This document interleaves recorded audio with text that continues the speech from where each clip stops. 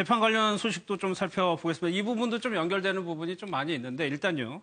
노승일 전 부장이 얘기하는 최순실 씨의 재판 전략 이렇답니다. 한번 좀 그 얘기 좀 들어보겠습니다. 최순실 씨가 요즘에 이제 재판 과정에서 그전에는 이경재 변호사가 다 주도를 했었거든요. 제가 증인 나갔을 때까지만 해도. 근데 그 이후서부터 본인이 주도를 해요. 네. 그건 본인 캐릭터 맞아요. 본인 성격 맞아요. 그리고 본인이 지시라는 것도 맞는 것 같아요. 왜 제가 같이 일해본 과정에서 제가 인지하고 있는 거는 최순실이 충분히 저렇게 할 수 있다. 인정하는 것보다 차라리 부인하는 게 유리하다고 생각하는 것 같아요. 왜 그러면은 최순실이 인정함과 동시에 박근혜가 대통령이 무너져요. 망하니까. 최순실은 비선이 아니라 리모컨이 아니었나. 예. 저는 이렇게 생각합니다. 최순실은 나를 작동시키는 리모컨 역할을 했다. 비선은 아니다.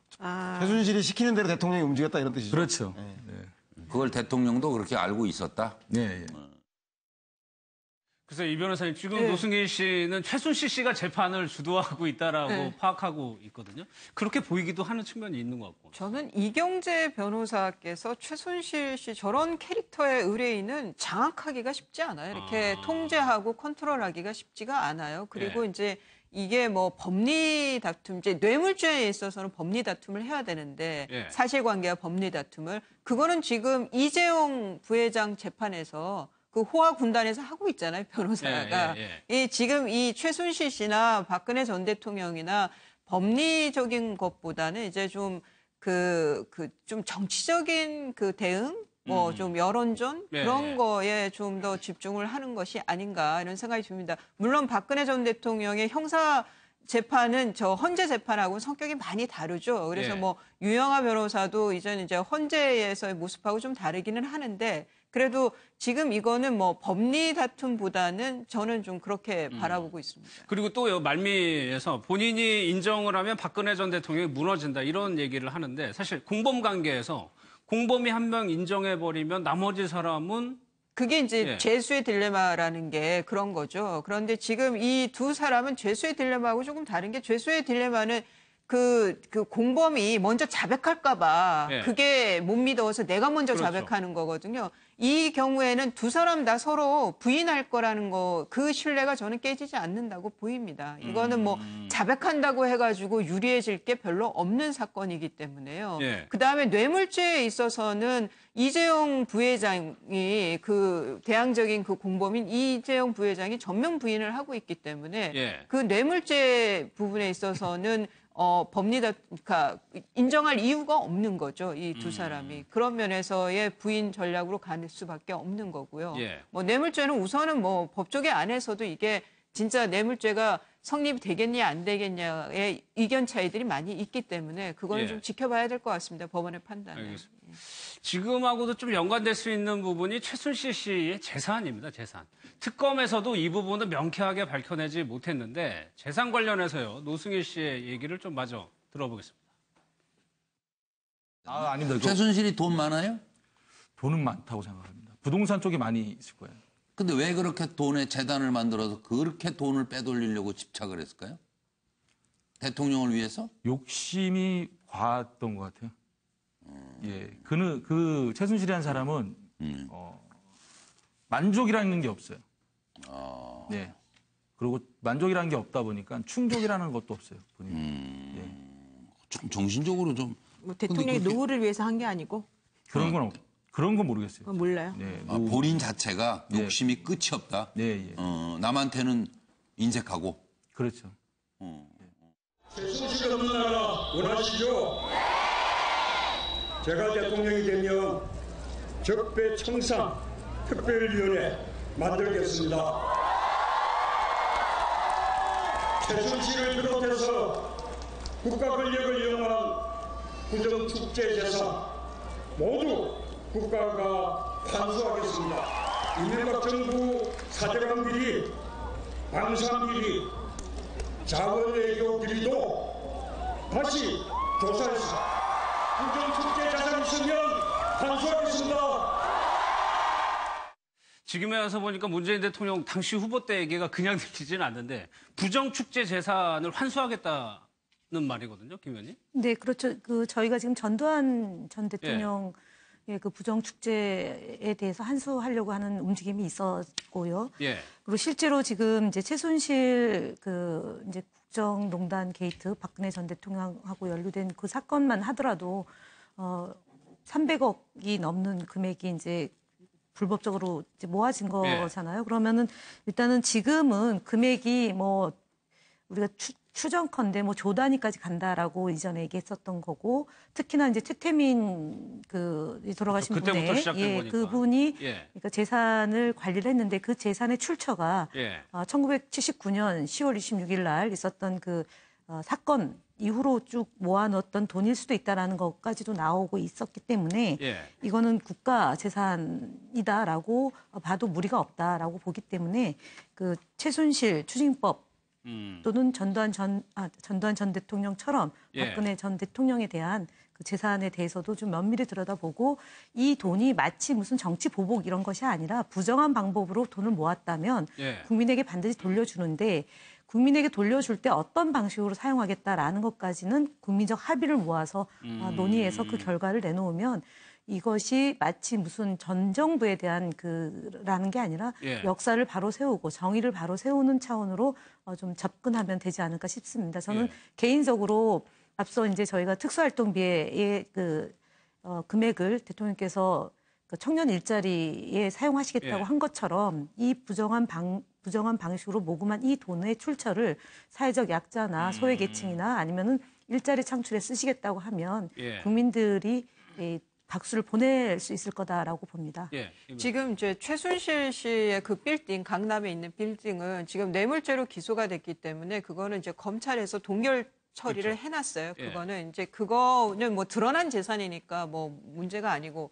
문제는 이제 최태민 때부터, 아버지 최태민 때부터의 은닉 재산이, 재산이죠. 예, 예. 거기서부터 이제 이 최순실의 재산이 커졌다라고 보면, 그 뿌리가 최태민에서부터 시작됐다고 보면은, 이 지금 전두환 노태우 비자금 사건하고 좀 다른 게, 두 전직 대통령의 경우에는 기업에서 돈을 주고 그게 계좌에 있고 뭐 이런 증거가 예. 많았었죠. 그렇지만 최태민 재산의 경우에는 이제 좀 설인 거죠, 설.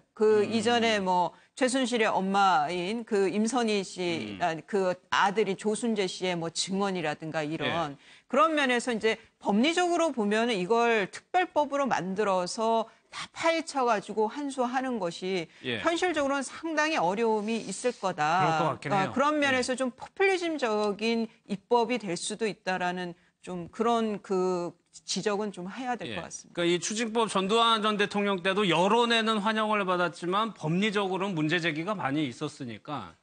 그런데 최 교수님, 지금 하나 좀 단서가 나온 게 독일에서요. 독일에서 최순실 씨의 부동산이 우리 검찰하고 협조가 되는 것 같아요. 그렇죠. 지금 검찰하고 독일 사법당국하고 협조가 이루어지고 있는데 우리나라 검찰은 은닉 재산이나 자금 흐름을 공조 요청을 했고요. 독일 사법당국도 자금 사용처에 관련된 자료들을 건넨 것으로 알려지고 있어서 독일에 지금 은닉해 놓고 있는 자금이 있을 수 있거든요.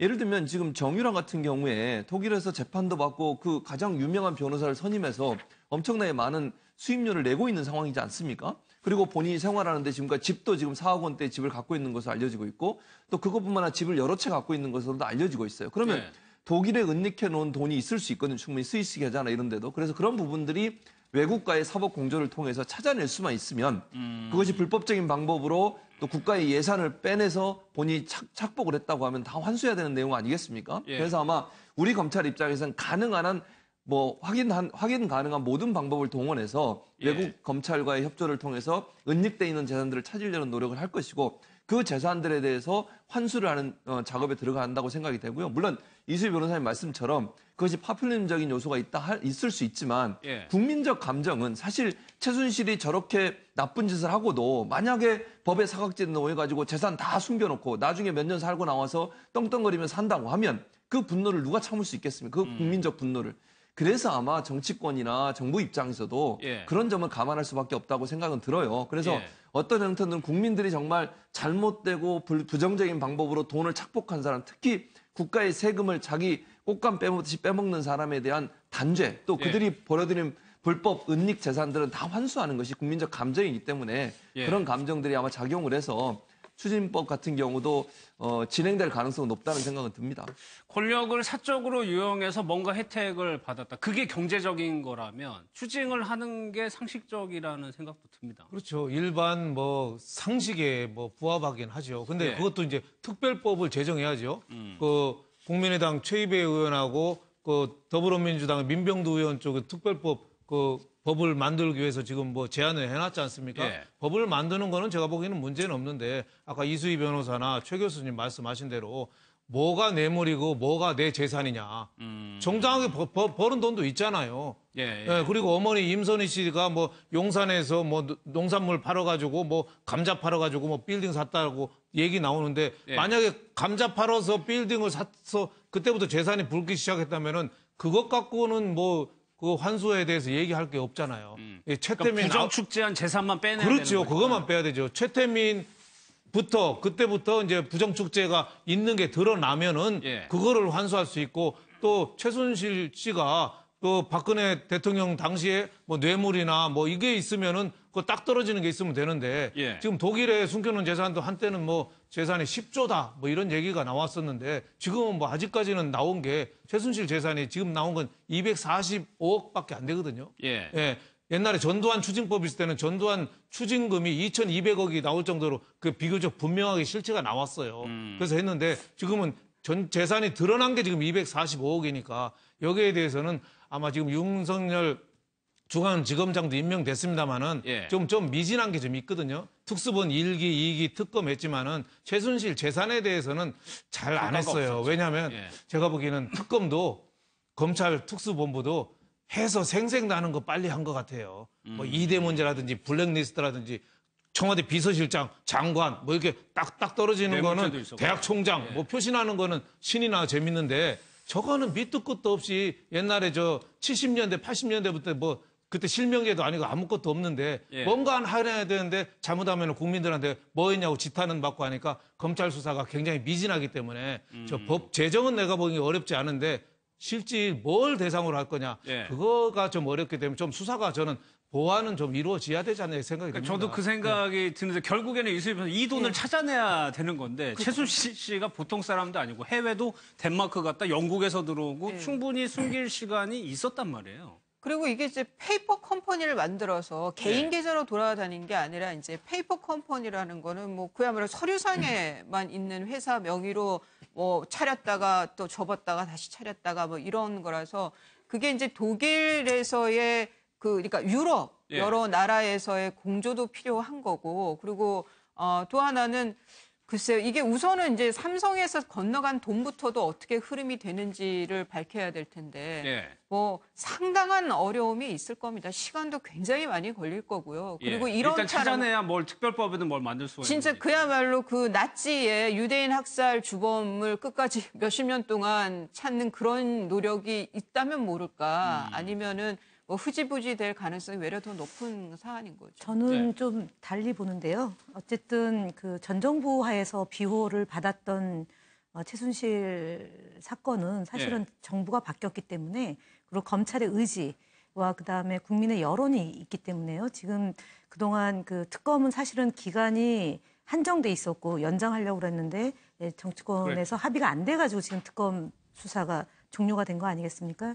예를 들면 세월호 문제도 마찬가지로 제대로 안 되던 것이 지금 이제 순차적으로 진행되고 있고 증거들도 나오고 있어서 진상규명이 훨씬 더 세부적으로 들어갈 수 있다는 게 지금 상황이기 때문에 이 사건, 그러니까 최순실 씨가 그 외국에 빼돌린 재산이나 아니면 또 정유라 씨가 또 귀국을 해서 예. 어떤 얘기를 할지에 대해서는 귀추가 주목이 되는 사안이기 때문에 저는 지금 현재 이분들이 목리를 부리고 진실을 은폐하고 국민들을 속여왔던 것이 언제까지 진행될 거다라고 보여지지는 않습니다. 특히 검찰 개혁을 눈앞에 두고 있기 때문에 지금까지 했던 특검에서 미진했던 부분은 새롭게 이제 정부가 바뀌고 검찰의 그런 노력과 또 하나는 최순실 씨가 국내에 귀국했을 때 조력자들의 도움을 받고 움직였던 그렇죠. 거잖아요. 예. 근데 지금 이분은 감옥에 있기 때문에 증거를 인멸할 수도 없는 거고 또 조력자들의 도움을 받을 수도 없는 처지이기 때문에 사건의 실체적 진상을 파악하는 데는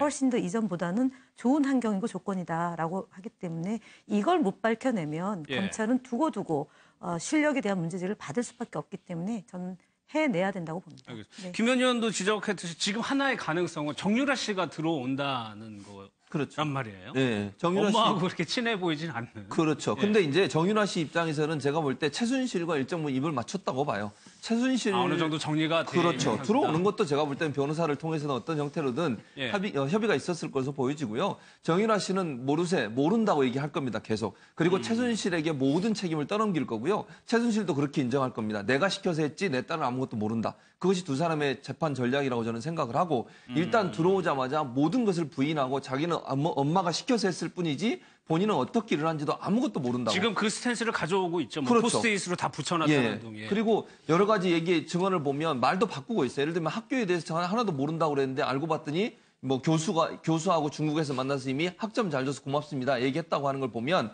거짓말이 많이 거기 들어있는 거 아니겠습니까? 그러니까 정유라 입장에서는 본인이 무슨 과를 전공했는지 교수 얼굴도 한 번도 못 봤다고 하는 것이 거짓말로 드러났기 때문에 정유라는 거짓말임에도 불구하고 지속적으로 본인은 아무 일에도 관여하지 않았다고 얘기할 것이고 엄마의 지시와 명령을 따랐을 뿐이라고 얘기할 거예요. 다만 문제는 정유라가 검찰 조사실에 들어가면 과연 계속 그렇게 할 수 있을까라고 하는 저는 생각이에요. 일단 나이가 어리지 않습니까? 그리고 검찰 조사라고 하는 것이 웬만한 사람도 한 몇 시간 받다 오면 엄청난 스트레스를 받는다고 해요. 저는 가보진 않았습니다만. 그럼 정유라가 조사받는 과정에 혹시나 럭비공처럼 그냥 무심결에 한마디 던져서 그것이 검찰 수사의 어떤 계기나 아니면 새로운 사실을 찾아내는 어떤 스모킹건이 될 가능성도 전혀 배제할 수는 없다는 생각은 듭니다. 이 변호사님 그 가능성 어떻게 보세요? 저는 장시호 케이스와는 전혀 다르다고 봐요. 왜냐하면 장시호 씨의 경우에는 동계연재센터에서의 삼성으로부터 지원을 받는데 주도적인 역할을 했다라고 최순실이 그렇게 몰아갔었잖아요. 장시호 씨를. 그러니까 장시호 씨는 거기서 벗어나기 위해서 이모가 최순실이 했던 얘기를 다 얘기를 한 거예요. 하지만 지금 그 정유라의 경우에는 또 엄마고 그다음에 최순실 씨가 걔는 모른다라고 할 거기 때문에 장시호 씨처럼 주도적인 역할을 한 걸로 보이지도 않고 또 나이도 10대였기 때문에 그때는 그런 면에서 장시호 씨 같은 그런 돌발 발언은 나오기가 어려울 거다 생각이 듭니다. 알겠습니다. 마무리하겠습니다. 1분 뒤에 다시 돌아오겠습니다.